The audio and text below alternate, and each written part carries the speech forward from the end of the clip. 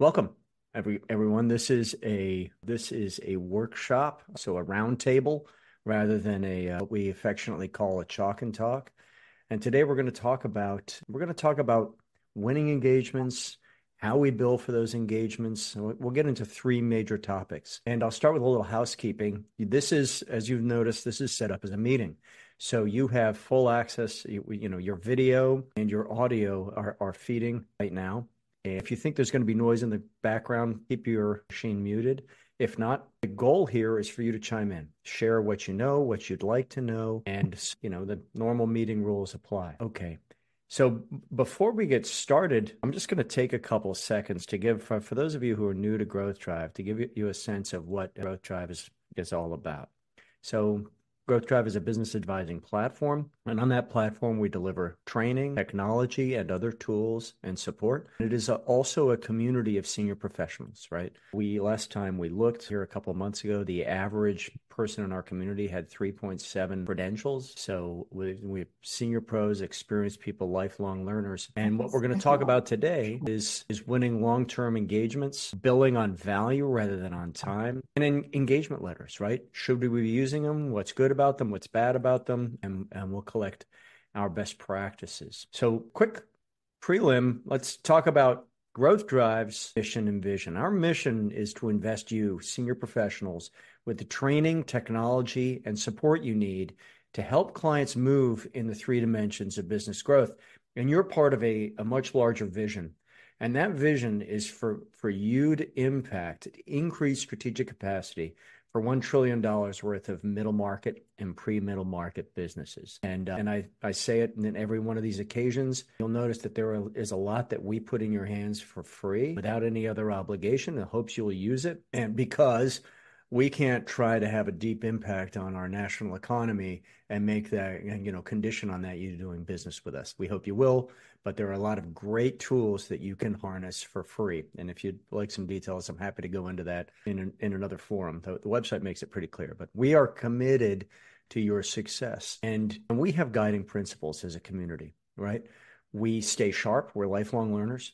We are net givers, and you'll notice that a lot of the people I see on this call right now actually share their resources, their tips, their techniques through the community. We prize close personal experiences. This is a great example. And it's funny, I recorded a podcast yesterday, and my guest was Tina Corner-Stoltz from LX Counsel, and we got into a discussion about being transformative rather than transactional. And that transformative versus transactional comes down to leaving an indelible positive impact with each client. So even if we work on an interim basis with a client, we want to make sure we leave something behind that is going to leave that business better than we found it. And the behavior that you guys have bring these principles to life. So a lot of what is in the Growth Drive community is also, you can find it in my book, and it's just published last year by Forbes, made a bit of a splash when it was first released, and is still selling really well. And in that book, we talk about the market, and I talk about the opportunity that we have as advisors to help private businesses increase their strategic capacity and how important that is to our national economy. It's part of my personal vision and mission. And so if you're wondering what the heck this is all about, for $29, you can find out for yourself firsthand. Available on Amazon and Kindle. And so let's start. I'd like to start first with something that's going to be familiar to many of you. I'd like to start by going around, and I'm going to let me bring up the gallery here. Let's go around, and if you could take a sec and either verbalize it or throw into the chat, how are you doing on a scale of 1 to 5? Are you feeling energized? Are you a 5? You're having a great day. A 4.5, a 1. Things are really tough. Just let me know. Go ahead. I'm going to call on a couple of you because I know I can pick on you. Steve, you're sitting right next to me on the Hollywood Squares. How are you? What's your 1 to 5? Well, I just had a good conversation, so I'll give it a 4.5. 4.5, which from Steve Duke, ladies and gentlemen, is a 7. So guys, feel free to throw it in the chat or jump in. How about you, Martin? Martin from the UK. Greetings from Leeds in the UK. Yeah, I'm feeling pretty good. I've just actually had an engagement conversation, so I'm very happy to share the content of that with everybody. So, and it's very applicable to some of the things you're covering, and you'll be very pleased to know that you can actually access the book in the UK now. Excellent. Thank you. It just arrived yesterday. Awesome. Awesome. If we ever meet, I'd love to sign it, Martin. Yeah, thank you very much. And I'm shameless. Please, if it brings value, please leave a review. How about you, Bob and Kathy? Good. I'm going 5 today. It's been a good day so far. Great. Great. Kathy and I were having a conversation over email earlier. How about you, Joseph? So I made it a 4. Not that I haven't had a great day so far, but I'm always looking forward to making it better. So there's got to be room for improvement. There's always room for improvement. Thanks, Joseph. Anyone else care to join? Michael? Yeah, I would say 4.5, always room for improvement. I got an exciting opportunity tomorrow to present to a group of bankers at Synovus Bank down here in Fort Lauderdale. They're very interested in exit planning and value acceleration. So I'm looking forward to that. I'm thrilled that that's moving forward well for you. Very cool. Joe, Patrick, Brian, care to share? Yeah, I'm sure. Go ahead, Patrick. Go ahead, Patrick. And Joe. Yeah, okay. I guess I'm about a 3.5 to 4, just moving a slow-moving file along this morning. So that's encouraging to me. So I'm on the closer to 5 than 1 today. Awesome. Thanks, Patrick. Joe? Yeah, we were able to confirm a CEO session in late March with a bank that's really anxious to help us out. So I'm excited and looking forward to that. And just joined a networking group this morning, I think. And so got to keep the activity going. So I see you're at your cigar club, man. That's great, Joe. I'm happy to hear that activity is moving forward. That's terrific. And Brian, I don't know if you care to share. Yeah, I'm at a 4.5 today. Awesome. Feeling optimistic about where things are, and been a good 2024 so far. We'll keep it rolling. Yeah, it has been, right? Hasn't it, guys? Being a show of hands, it's been a good year so far. Things, we're hearing a lot of good stuff from you, from the community. Cool. Well, thank you very much, guys. And we'll just do one more quick round, and then we're going to get into the meat of this. If a couple of you would like to share, or all of you, anyone would like to share one thing they're hoping they're going to learn today, that'll help me calibrate where we're headed. Sure, now you get shy. I typically bill on an hourly basis. Okay. Occasionally there's success fees, so I'm interested in this value proposition just to change some things up. Awesome. Yeah, how do we make, okay, Patrick, we're going to have a great conversation on that point. We'll focus in on value building and on get into the topic of success fees, which is an opportunity and a potential miasma. Okay, cool. Anyone else have something in particular they'd like to make sure we cover today? I'll go anyway. If there's a success fee, what's the parameter it's measured against? Yeah, we'll get into that. All right. We will get into that. Thanks, Steve. Okay, guys. Well, thank you all very much for sharing. I'm going to move our video over here. So I'm operating on 2 monitors. So if I look over here, I'm not looking out the window. I'm looking at my notes to make sure that I stay on track. And thanks everyone for adding yourselves into the chat. Okay, cool. Well, let's start with a conversation about winning long-term engagements, right? And I'd be remiss if I didn't say, hey, we all have, this community is a big tent, right? And so we work with people who are what we call, this is actually with great affection for one of our members, Francis Brown, are you a 1 or a 5, right? And he voiced this to say, hey, I'm a 1 or maybe a super educated 2, and I want to have this conversation. They're wealth advisors. They're a very sophisticated firm of mostly attorneys who provide wealth advisory services, Brown Advisory in the DC market. And so are you a 1 or a 5? Typically in our community, a 1s and 2s. A 1 is someone who wants to start the conversation. A 2 is someone who wants to go a little more deeply and educate their client, right? And those are typically, but not always, exit planners. A 3 in our world is an architect. You want to analyze the business and create a strategic plan. And then we have 4s and 5s. And a 4 is a general contractor, someone who's leading the execution, with a 5 being, you're fractional. You have a desk on the client site, okay? So what I want to make sure is that you hear that we work with, support, and help make successful people across this entire spectrum. And the power of the community, I'm getting a little feedback, and I think I'm just going to, Bob, nothing personal. I think I'm going to mute you because you keep showing up with a green. Yeah, there it went. Sorry, I was just getting a little feedback, guys. You can unmute whenever you want. You have the power. So we work across the spectrum, and I give that context because we're going to use this as our as our talking point. And let's spend the next period of time, the next few minutes, talking through, when we talk about winning engagements, what are we doing? Right? What behaviors are, what is your process, and when do we charge? And we'll start getting into charging for discovery. But the first thing is winning engagements. And whether or not you do not have to be using our tools, you're obviously winning engagements. You guys are all successful. What are you doing typically to either expand your reach inside an existing opportunity with an existing client, or to bring new clients in? Anybody care to share just a high level, here's how we tackle it? All right, well, I'll prime the pump. So, well, George, I'll jump in. Thanks, Mike. Yeah, given a lull in the action there, I guess I'll step up. But I try to work through my centers of influence, primarily financial advisors, wealth managers, and banks who have wealth management arms and commercial arms. I kind of work through them, and I kind of emphasize to them that this is a team sport. Everyone has a role to play. Yeah. And again, there's been a big push amongst a lot of the big financial institutions to get involved in these conversations, right? These growth driving conversations with their clients, is evidenced by the fact that a lot of them gotten exit planning certifications. And I may have shared this with you, George, but the Exit Planning Institute did a national study of business owners, and the number one most trusted business advisor today to business owners is the financial planner or the financial professional. It's no longer the CPA. CPA went from 1 to 3. Yep. So, it's just shocking, isn't it? Yeah, it is. Nothing against wealth advisors, but for business owners, that's a notable change.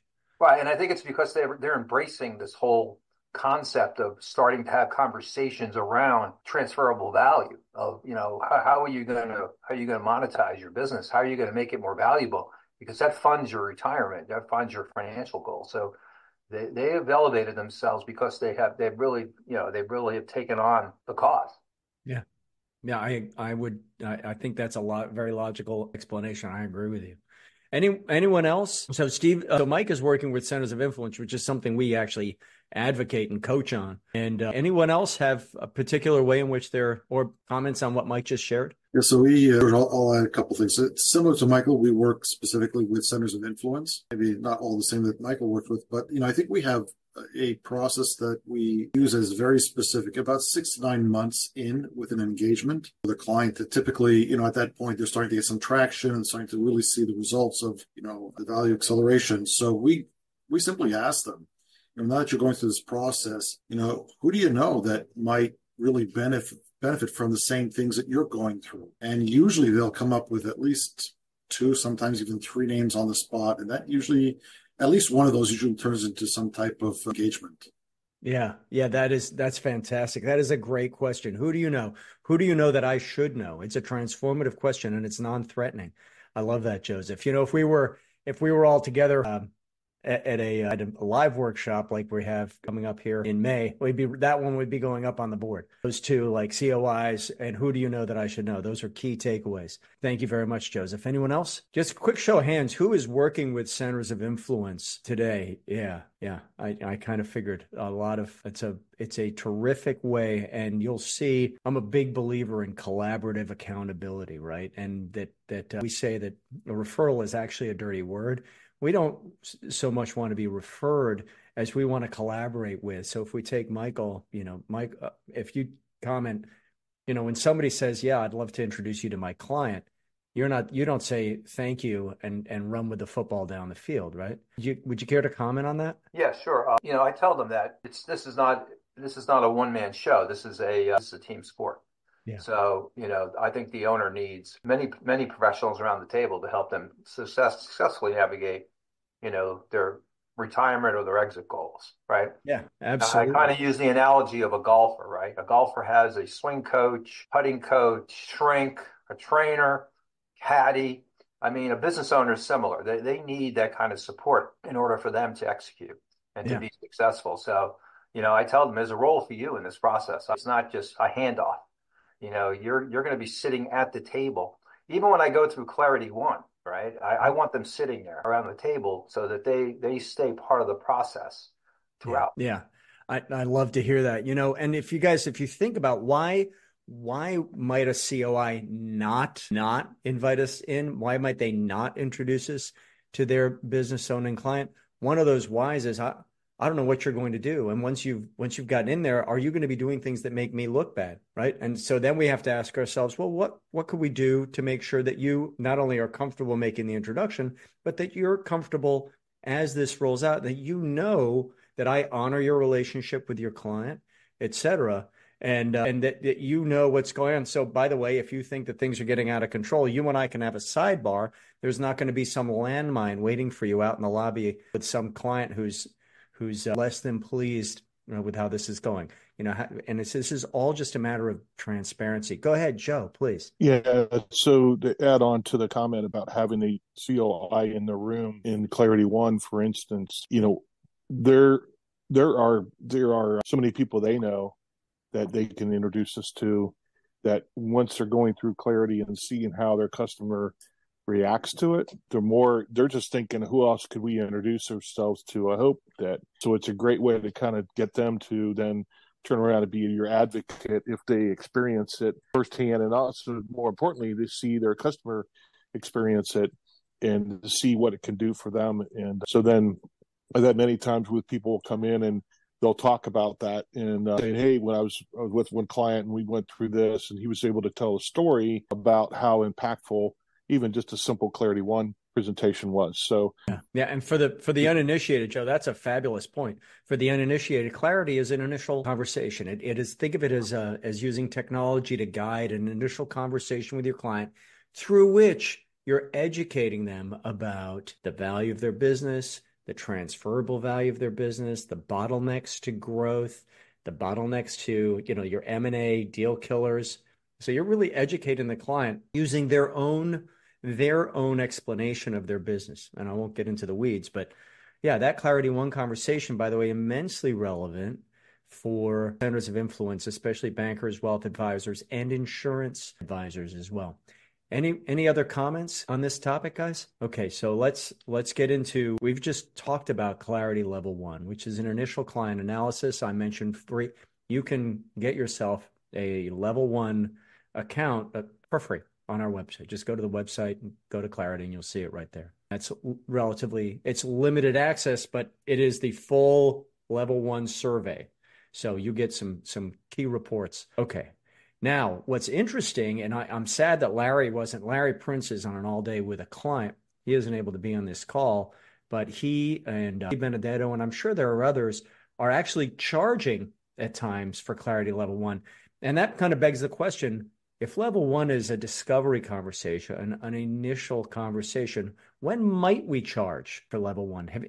Has anyone on the call charged for Level 1 or thinking about charging for Level 1? Because I'd be happy to share Larry and Marie's case. So, okay, don't be shy. The Level 1 is an initial client interview, right? And now we're trying to win the engagement. When might we charge for that?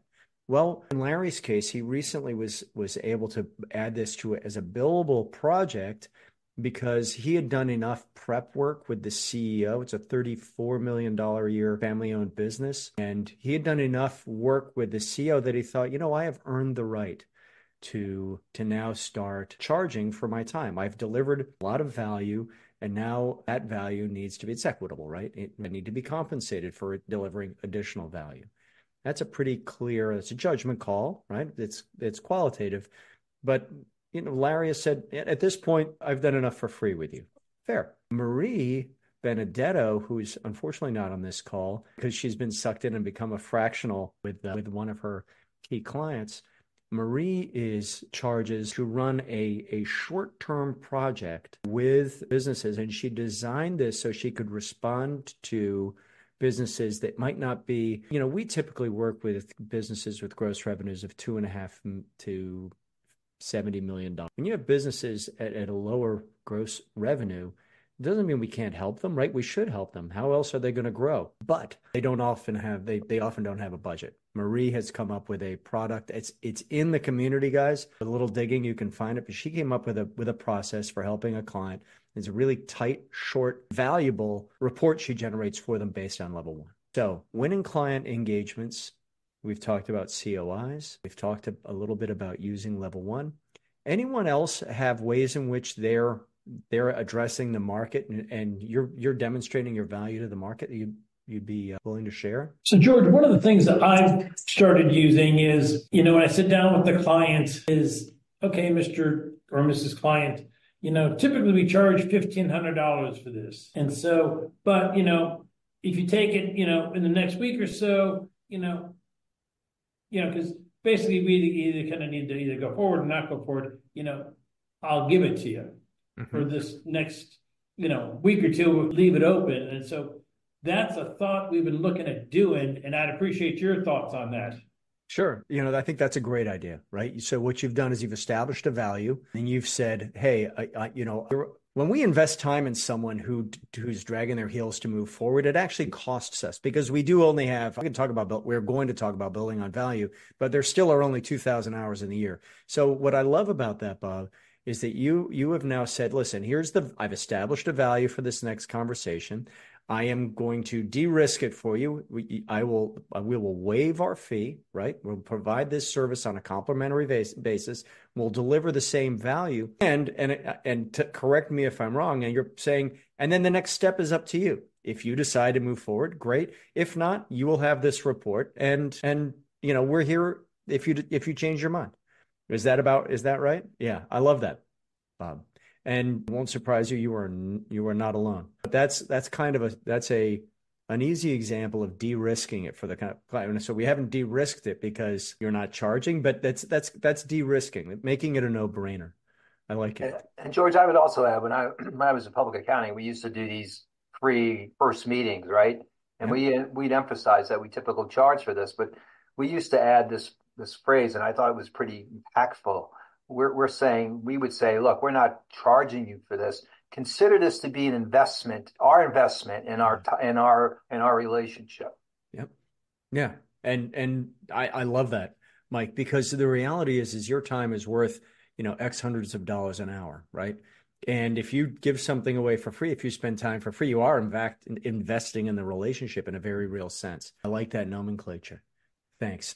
Anyone else before we move on? Hey, George, is my memory right? Doesn't Marie offer to credit the first expense against the next engagement if they move forward? She does, and we're going to talk about that when we talk about de-risking here in a couple minutes. Absolutely. Hold that thought, Steve. You're absolutely right. Okay. Clarity level one helps us start the conversation and potentially win a project or a longer term engagement. The next thing inside the growth drive world is a deep analysis, and that deep analysis we call clarity 2. It's the second level of, it's an expanded level of inquiry, of analysis of the business. And that is a great way to win. It is in itself a paid engagement and can lead to long-term engagements. And since the timing works out, Steve, let me address that point.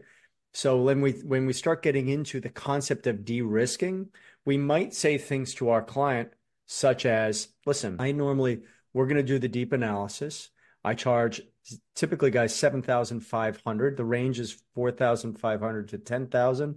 I charge $7,500 to do the deep analysis with you and to prepare your report with preliminary recommendations. And if based on those recommendations you decide to move forward, we will credit some or all of the $7,500 on a prorated monthly basis towards the retainer. So now you've taken a $7,500 and you've made it easier for the client to say, well, I've already invested $7,500 and we can then credit it back. Let's say we credit back $100 a month for the first year of the engagement. That's crediting back $6,000, and we have a long-term engagement. So there's a great example of winning a longer-term engagement and de-risking the decision for the client. So the timing was right to get into that. Any questions about that? Comments, guys? Yeah, I have a question, George. Please. So you passed over the clarity, I guess the team alignment report. Yeah. I mean, I think that's also important too. But before I saw that, but let me get to this deep analysis thing. So giving them credit for this, credit against, you said, what is the next step? I mean, is it the strategic growth plan? Is that Sure. a document? I mean, Is that a document or is that a report? What does that look like? Sure. The strategic growth plan is going to be, for example, a Gantt chart that says, all right, and there's more work that goes into this, but hey, here's where you're strong. Here's where you need to increase your strategic capacity. Here is the order in which we're going to address it. Kathy and I were having a conversation this morning because we can write it down, out of the textbook, so to speak, but that doesn't mean that our client has the people or the processes or the impact that we need a specific. So how do we prioritize these? And I'm not going to go down that avenue right now, but you're right, Steve. The next thing would be to say, okay, well, here's a plan. Here's the order in which we're going to execute that plan. And that could be a project, right? Creating planning is a very lucrative and very valuable for the client endeavor. And, $25,000 to create a plan that's going to increase the value of the business by $3 million over a given period. That is an outstanding ROI, and we'll get into ROI in a sec. George, is that strategic growth plan deliverable, available yet, or is it still in the works? It's available as a template, and it is being coded into Clarity now. So, okay, I'm going to George. Let me throw this out. So I haven't done this yet. Maybe Joseph has. I don't know, but we all have a bunch of tools. So I've got a bunch of tools. So up front, the first thing I do, and probably the same as everyone else, is analyze, assess, figure out where the business is. So, that could be if multiple tools are applied, 20, 30K of value. Sure. So you could say, okay, I'll do this, but I won't ask you for 30K up front. We'll amortize that over the next 12 months, and then we'll do the success fee thing based on some parameter on top of that. Mm-hmm. Absolutely, Steve, and absolutely. How's that? So, how is that received by your clients? Well, I'm looking for Joseph to comment, but like I said, I haven't pulled that trigger yet, but I think it's attractive. Yep. Who doesn't want to defer paying, right? As long as you're not too much at risk, right? As long as you haven't invested, that time that you can't get back, and the client can then say, well, actually, I've changed my mind. And you get a contract for the total amount you pay, the value you provided up front. Yeah. So you're just offering them billing terms. Yes. Yeah. Okay. Very cool. We're going to talk specifically about engagement letters and whether they're a good idea or otherwise in the third of 3 sections today. Anybody have any comments about what Steve has shared or about that topic generally? Okay, cool. Enrique, Tina, thank you for joining us. Tina Pittman, ladies and gentlemen. Tina, go. You knew I was going to call on you. Okay.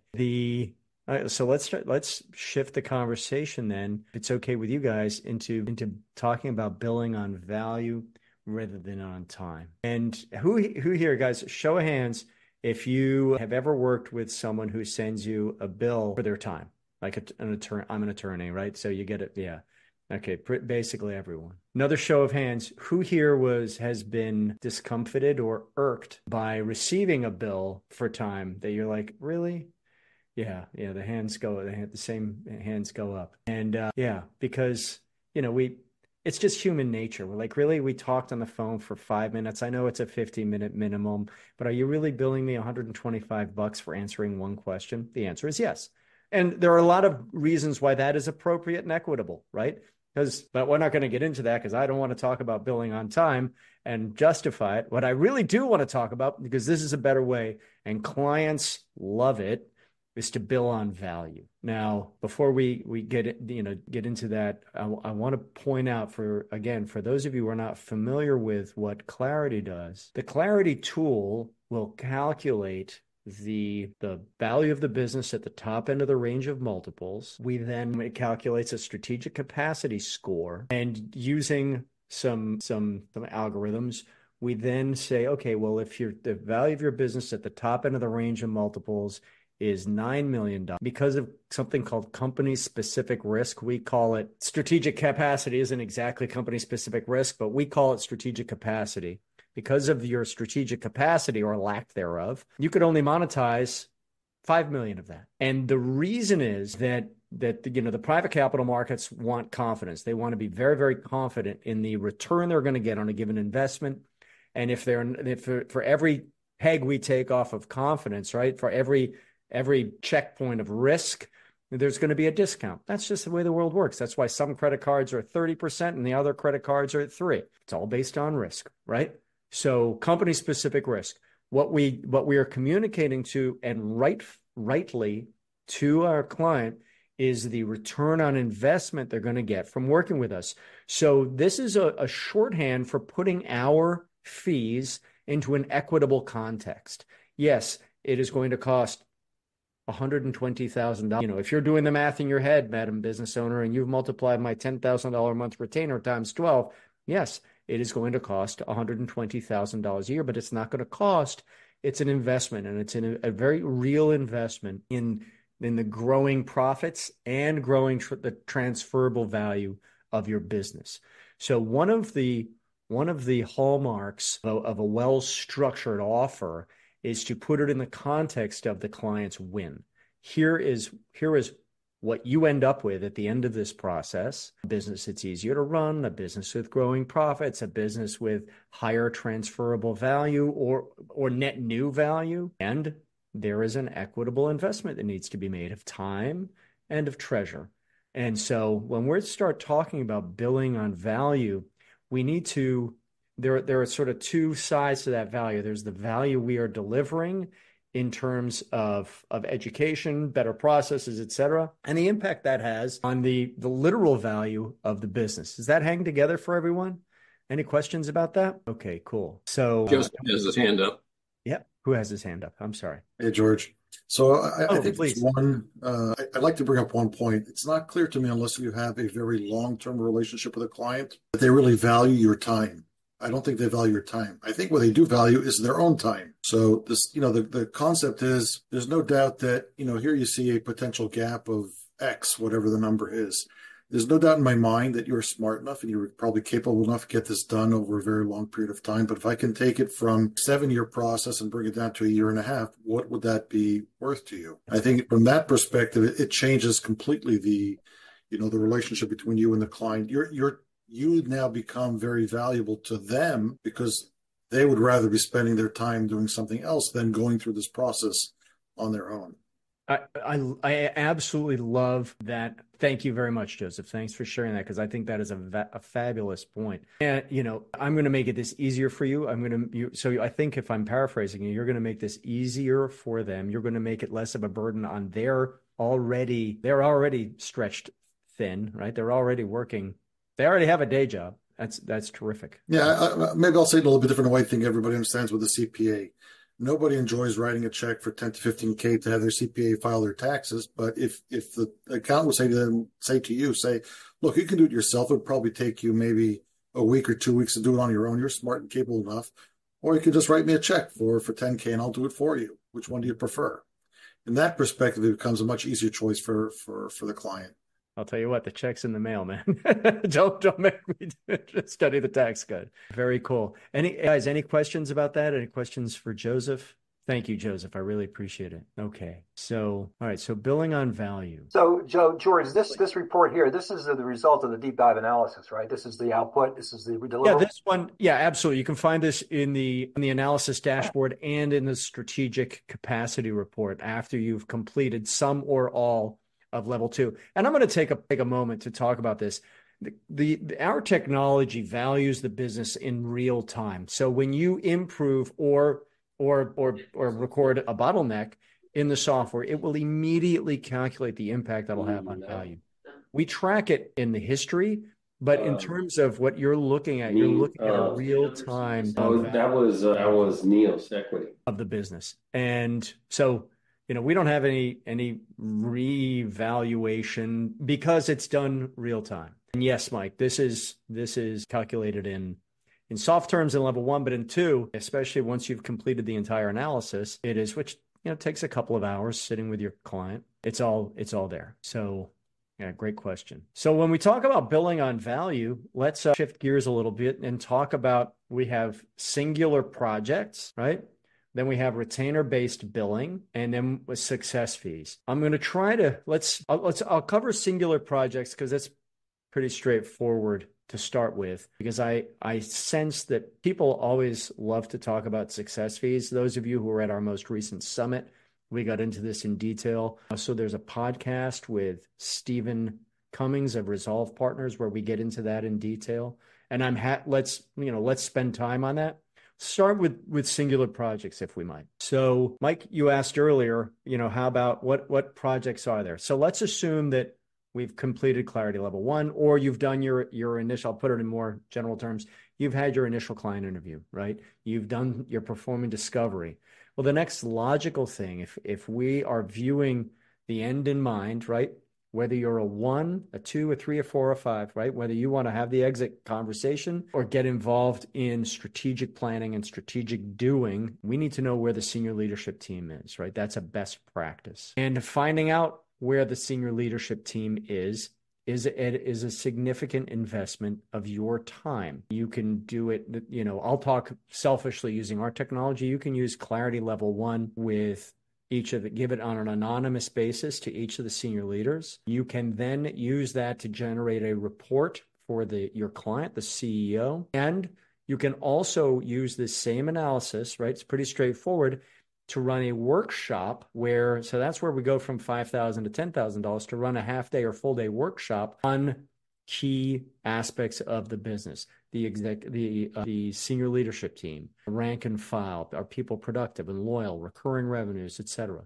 So we can do this for 1 dimension, for 2 of the 3 dimensions of growth, or for all 3. We recommend doing it for dimensions 1 and 2. Quick recap: dimension 1 is creating predictable profits and cash flow. That makes the business easier to run and creates a launch pad for growth, the cash we need to grow. And then dimension 2 is creating predictable, sustainable growth, with dimension 3, of course, being predictable, transferable value, making the purposeful link between revenues and the multiple. So that project, that's a project. It's easy to explain. It is relatively straightforward. The CEO will, if you're working with a well-qualified client, right? Just because they have a pulse and own a business doesn't mean they're a well-qualified client.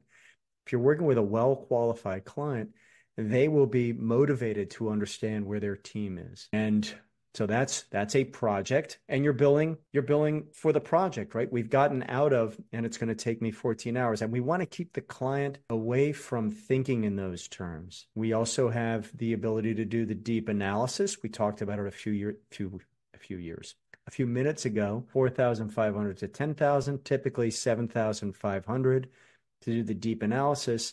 At the upper end of that pricing range, guys, any dollar signs you see on here, I'm hearing from you, from the community. You charge whatever you want. I'll just make sure that there's no confusion there. We can run the deep analysis with select senior leaders. That adds to the amount of time you will need, adds to the complexity of the meeting, etc. Slightly higher fee, but this is a project.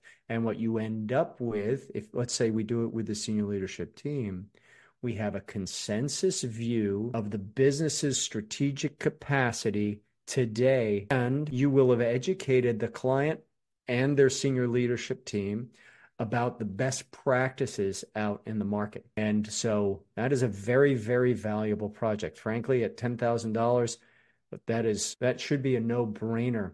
If we could communicate to the CEO what they will have, and we can, that's a no-brainer. Writing a strategic plan, Mike, right? We just talked about this. What does preparing a strategic plan look like? And there is no technology in which you can push. There's our technology. You can push a button and generate a plan.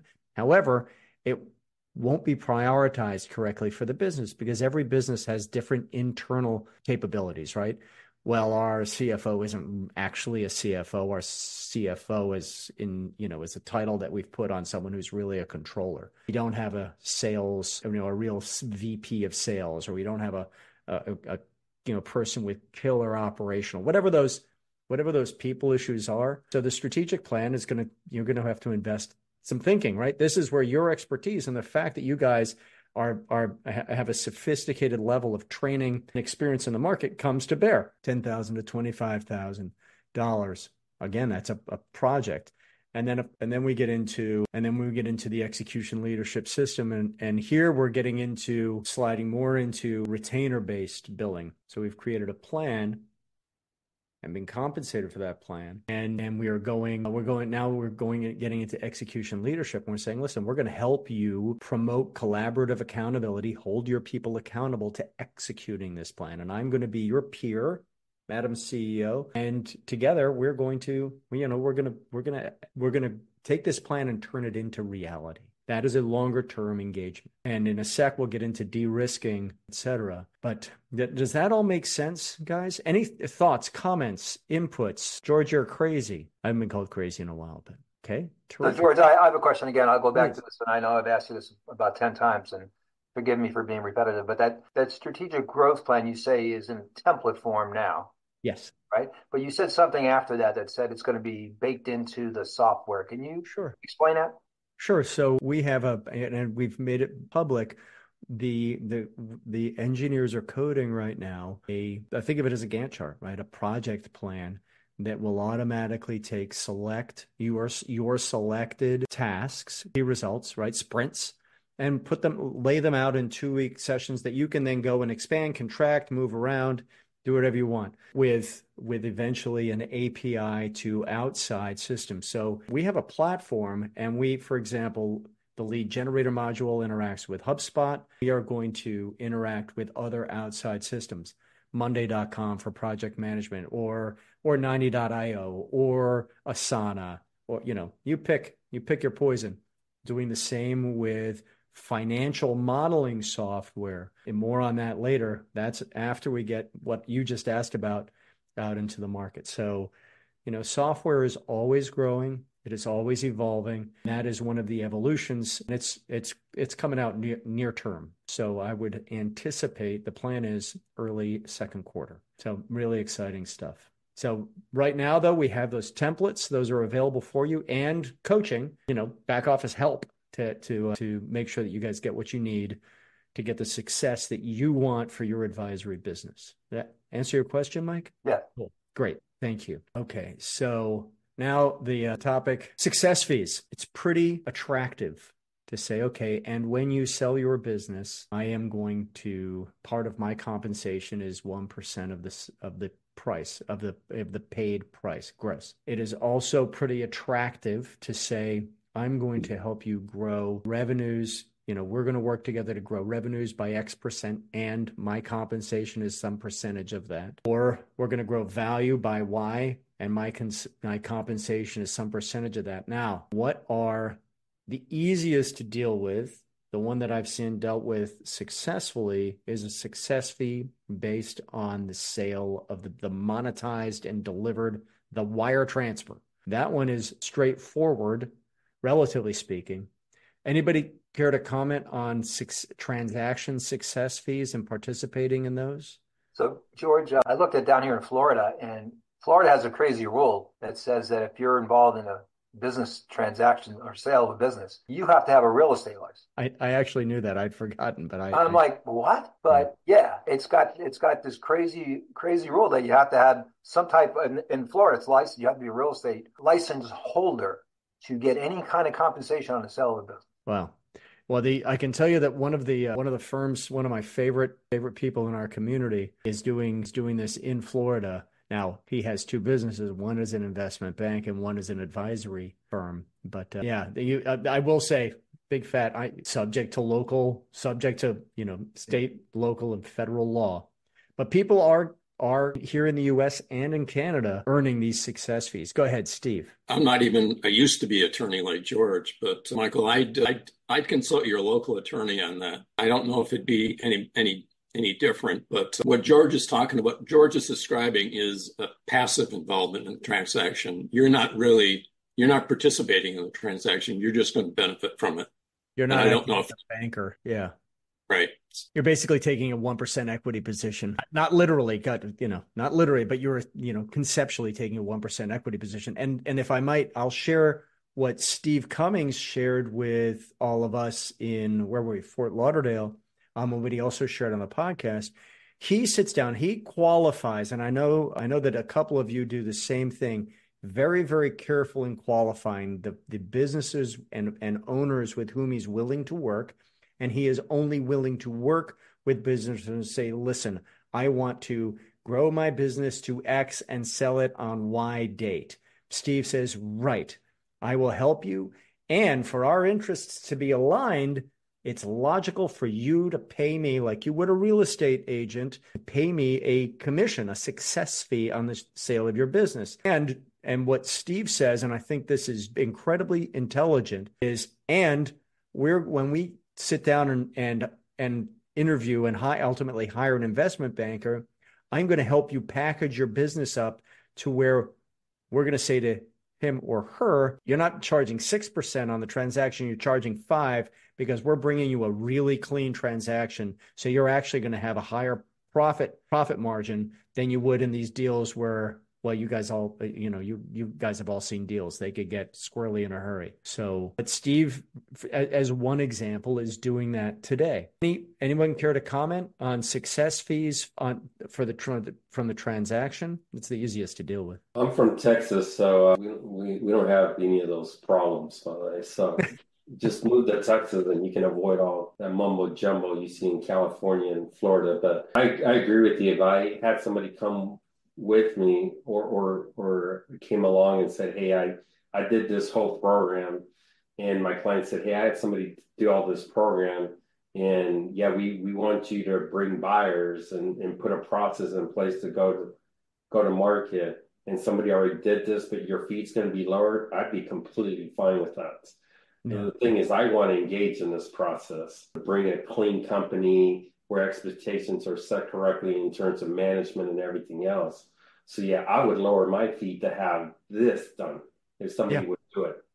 And I partner up with them in a heartbeat. I actually had a client just walk out a while ago, and he hired some transitional person that come in, and they're already addressing management, operations, customer concentration. And I just gave him my fee structure. If he comes back and tells me, hey, I like everything but your fee structure, I'm open to saying, hey, I'm good, because we don't get those type of clients that have addressed all those issues.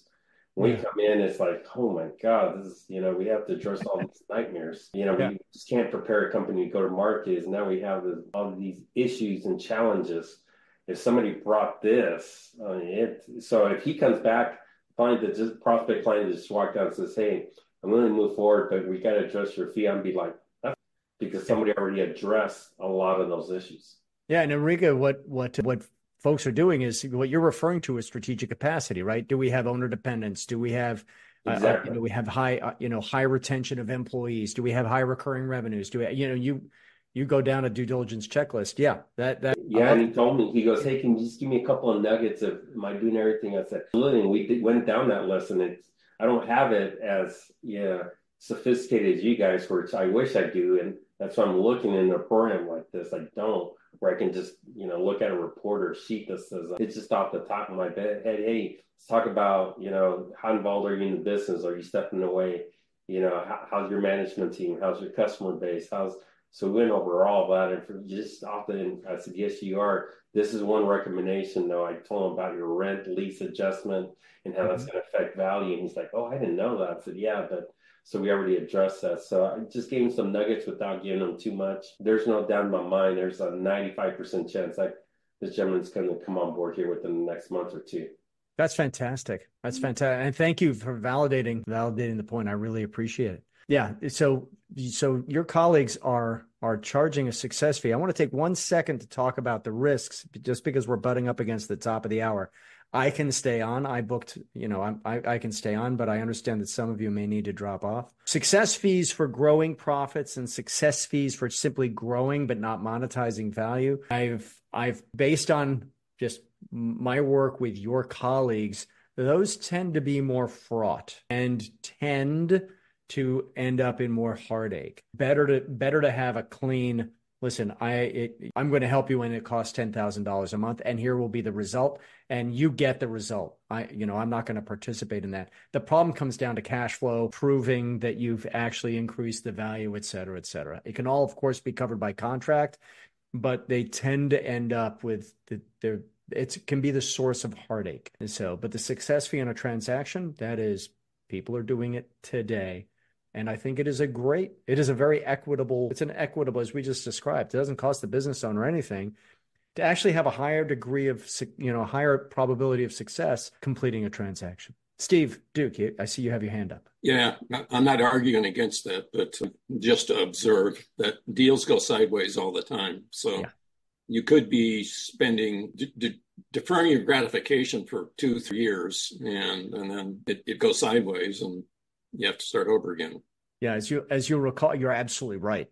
Absolutely right. And as you recall, for example, I keep using Steve as our example, but Steve Cummings charges a monthly retainer, and he states, he's like, I'm going to continue to help you grow profits and make sure that we are as likely as possible to transfer at the top of the range of multiples, or to get an extra couple of turns at the deal table. And that is what you're paying me to do. And that works, that's working well for his firm, his group. Yeah. So, okay, we're up. Mike, go ahead. So just curious, when you talk about getting excess fee on the monetization of the business, is it on the selling price, the stated selling price, or is it how much cash the owner puts in his pocket at closing? I've generally seen it done on gross.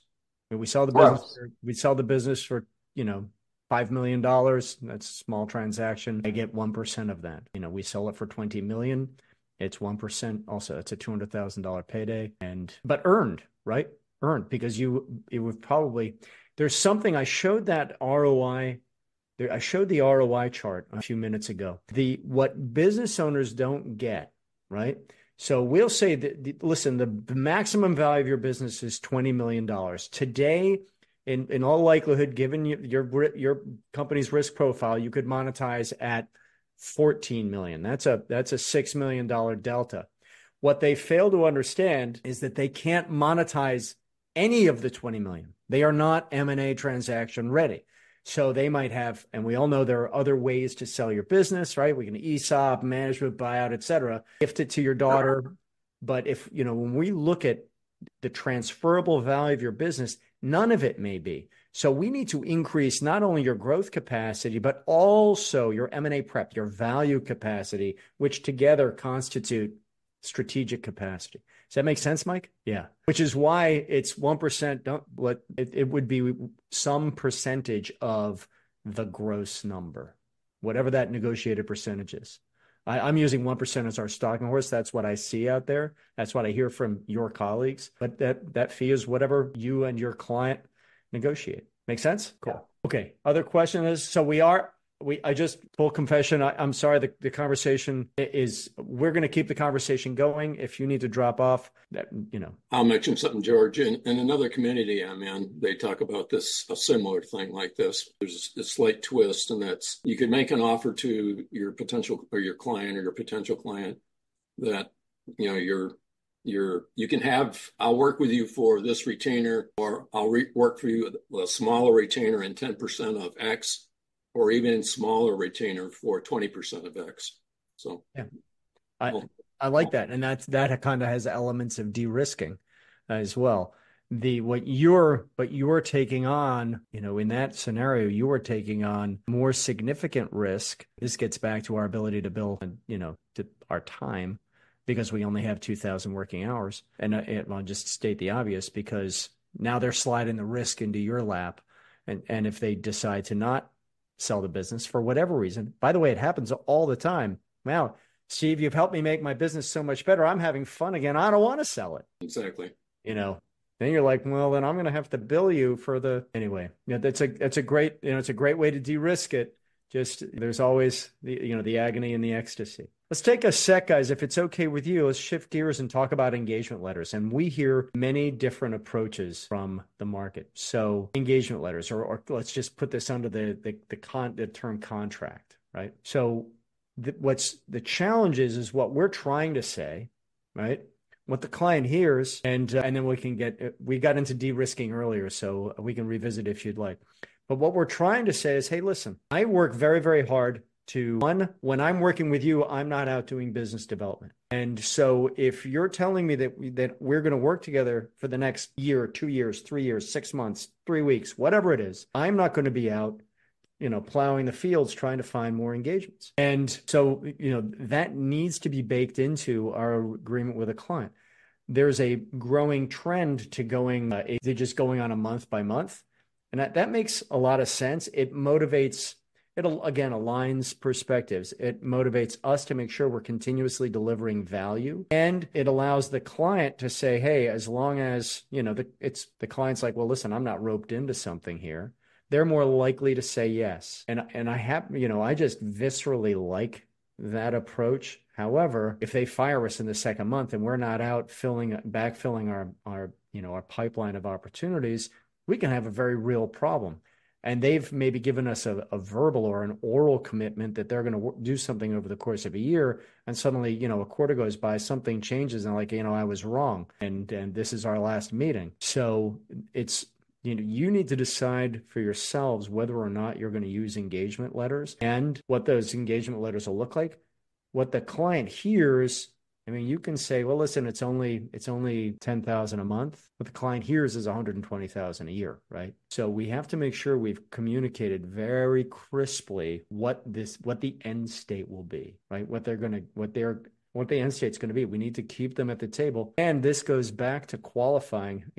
We teach this in the launch course. This goes back to qualifying your client, making sure you have someone who has a can-do, will-do attitude, is willing to be transparent, to engage their senior leadership team, has the budget. We can deliver any one of these projects with any business owner, but if we're looking for long-term, especially if we're going to be a little bit at risk on a success fee, we want to make sure that we've qualified the heck out of this client. Does that make sense? Any comments on that? Cool. I have one.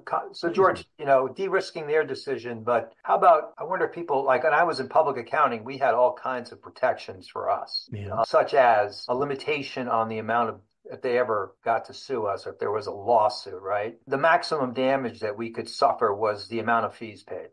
Sure. And if it ever went to trial, if it ever went to court, they would waive a jury trial. Yep. That's smart. So I don't know, but I don't know how that would resonate in this field. Mike, I think that's very wise, right? And it doesn't all the client is saying is, hey, listen, we're going to work together, and I'm not going to come back and try to take your house, right? That's a reasonable request. That's one contract, but the contract doesn't obligate them to pay anything. It just says, we're going to limit each other's risks here. Again, I just don't know how it would translate into this field. I know when I was in public accounting, we used to have those things in the engagement letter, amongst other things too, that really, it was pages that were protective of us. Yep. And I had clients tell me, well, why am I even signing this? It looks like you have no responsibility. Yep. Well, but anyway, I understand, but probably some of that stuff would never really hold, it probably wouldn't, if pushed, it probably wouldn't hold up, but it still was an obstacle, right? It gave the client some reason to pause and say, well, I have to overcome what I agreed to. And so now you have to prove that. But I just wonder I think minimizing the amount of damages to the amount of fees paid kind of protects you, even if it may be not permissible in your state, because I don't think it is in Florida, but it still gives the client a reason to think about it before they pull the trigger. And that would be a normal, that could be a normal part of a non-disclosure. And then, of course, a indemnification. You're talking about sort of a release and with limited liability.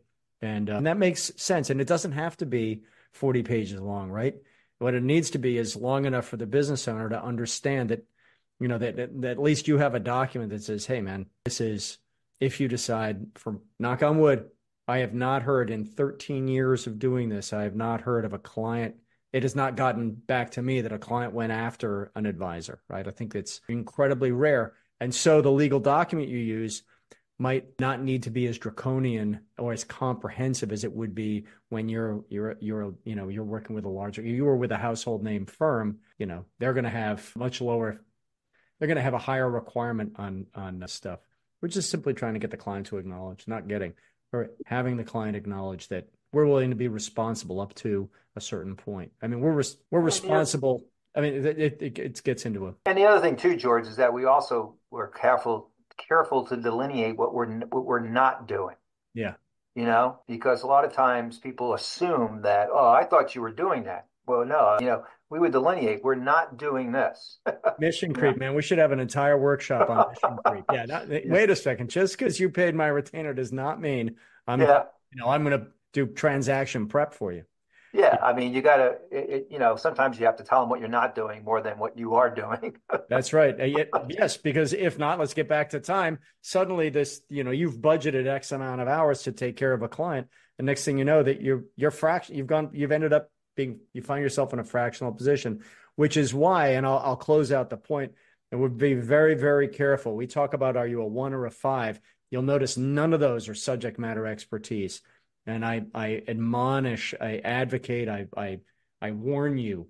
The moment you get in, you're like, listen, I'll just fix your books. You have, for example, for a CPA, you have gotten yourself pulled down. You've gotten yourself pulled down a rabbit hole you can't climb out of, and the perception of your value has just taken a giant hit. And that's what people don't really think through. You're not being more valuable. You're actually positioning yourself as less valuable. All right, guys, we're 15 minutes. We've gone a bonus 15 minutes. Thank you. Thank you very much. We lost a lot of our audience, but I'd like to just go around. There are six of us left. Let's just take one key takeaway from what we've talked about today. And if I might, I'll start with you, Enrique. I didn't get to see everything. I came in late. I'm just looking at different programs that I'm looking to see what I can do to help drive growth for my clients. I'm looking at several of them. I still haven't made my decision, but I think it's one, to grow value. And I see that here. Number 2 is something that I can connect with my client, for those clients to say, hey, come see me in a year. Mm-hmm. Okay, whoa, hold on, time out. What are we doing between now and then to build value? Most of them have the wrong perception. Give me an example. So what I tell clients, and I learned this, I've been taking a sales training class, even though I have a lot of sales experience. But, you're always trying to develop yourself in terms of prospects. And a year, 2 years ago, you put a prospect in front of me and they would have said, hey, call me back in a year. I was like, oh, yeah, sure will. And now I don't do that. Now it's like, okay, tell me what you're doing between now and then to grow value. And 90% of the time they have it wrong. Oh, I'm going to buy real estate. Tell me how that's going to grow value. Yeah. And so that's a pretty easy thing. And now we created a timeline this year, like, oh, yeah, we want to sell by the end of the year or first quarter of next year. I said, okay, let me send you a timeline of what needs to be done to get there. And they're like, huh? Yeah, it takes actually about a year. And I'm going to sing you an example of one that we sent where people just kind of let me think about it. And now they had a challenge happen. Life happens. And now they needed to hurry up. And because we'll show you the timeline of how they thought about it too long. And that ended up being a year and a half. And so we can bring it down to a year. And by the way, that's not counting if we have issues we run into. So management issues, financial issues, that's not counting all of that. Yeah. So actually a year, 2 years in advance. And now they're like, whoa, wait a minute, let's sit down and talk. To me, like somebody that did this and I didn't have to do it, I would partner up with them in a heartbeat. I'd like, hey, you don't know how to do success fees? I'll do it. You just do this and I'll share my success fee with you. Let's partner up. Let's take a client. You do this, and I'll take them to market, and we can work that way. So I'm not trying to throw an idea out there, but if somebody says, I don't know how to do success fees, don't worry about it. Partner with me. I'll do it. You just worry about doing this whole thing. That's a lot of work. It is a lot of work. Yeah. And it's a lot of very valuable work. Yeah. It's valuable. I'm willing to share more than 1% of my fees for something like this. We'll talk. Thank you, Enrique. I appreciate it. That's awesome. Okay. Mike, here to go next. Key takeaway? Sure. Yeah, thanks. I think as far as billing on value versus time, because you remember, I came from a world where we build on, a lot of it was time oriented. And accountants we've been stuck in, CPAs have been stuck in the past for a long time. I mean, they still go on the time and materials model, which is an old model. Even the attorneys moved away from that years ago, but we still built on time.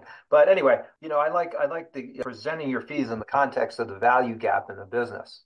I think is a good way of positioning it, right, and showing its value. If you have a $2 million gap in value in the business, presenting a fee of 10 grand as in relation to that $2 million gap that can be closed, I think helps position yourself. And then with Joe, I think it was Joseph said, and I never thought of it, but I liked it. He said, look, I can help you. If you did it on your own, you'd have to spend a lot of time. And you'll spend some time trying to get this finished if you tried it on your own. But I'm gonna save you that time. I'm gonna shorten the time for you, and it'll take you a lot less time with me being involved than if you tried to do it on your own, which I think also acknowledges that their time is worth something as Absolutely. well. So Absolutely. I kind of like those two kinds of takes on this. Awesome. Thanks, Mike. I appreciate it. I thought Joseph's share was beautiful. Who'd like to go next? Joe, Tina, Steve? I'll say, one size doesn't fit all necessarily. Yeah. There are many alternatives here, and you probably need to gauge. You might have a preferred solution, but once you present the options to the client, then that may determine which direction you go. Yeah. Yep. Absolutely. Tina? I'm going to have to say the refresher of the flow, everything. And the most important part, I love the part where you said push a button. Yeah, right. Yeah, it's like right now, it's like I'm trying to start another new staff. So it's kind of like I'm doing things that I need to push my clients to do. Mm-hmm. There you go. Yeah, so it's kind of living it yourself to really get to do the advisory services. Yeah, absolutely. Thanks, Tina. Congratulations on adding more staff. Tina's business is growing nicely. Hey, Joe Lorenz, this leaves you as the last man standing. Key takeaway? Sure. I think one of the things that I took away from it is a Wild West out here, and there is no silver bullet. You have to kind of customize it. Build the contract based on trust but verify. I was also reminded of the good, better, best model where you have those three options of engagement, and typically people will go with the good, better, the middle one. So if you can look at your proposal at a good, better, best model where you have here's the base and here's the plus and then here's a plus plus, that's a good psychological way to get them engaged. I know in the Vistage world, we give them 90-day cancellation policy. So that lands you a little bit better on the feet versus all of a sudden, you don't have the income next month. Yeah. You can get that baked into the contract. It's kind of like what I do that with all my clients, just kind of push through it. It's going to be hard for a client to X that out, especially if you have the trust built, just protects you and him, because oftentimes, somebody's pulling that string and saying, hey, we can't afford this, whatever. But if they know that the 90-day cancellation clause, then they're mentally they're thinking they're already committed for the next 3 months, and if I pull that trigger and then I don't get that support, I'm basically costing me 3 months of a retainer to cancel the contract. It makes them think twice. If they're going to do things, hey, listen, they're going to do what they're going to do. You're not going to win in court. Move on, but try your best to get some protection for yourself as a small business owner. Yeah, that's a good technique. So just a thought there. Perfect. Thanks, Joe. Okay, ladies and gentlemen, thank you very much. I know we ran long, but I thought I hope it was a valuable conversation for you, and I'll be sending the recording and the transcript and some other resources to each of you. So thanks a lot. And if you need to get hold of me, george@growth-drive.com. All right. Thanks. And we do this all the time. I'll see you next time. Be well. Thanks, George. Thank you.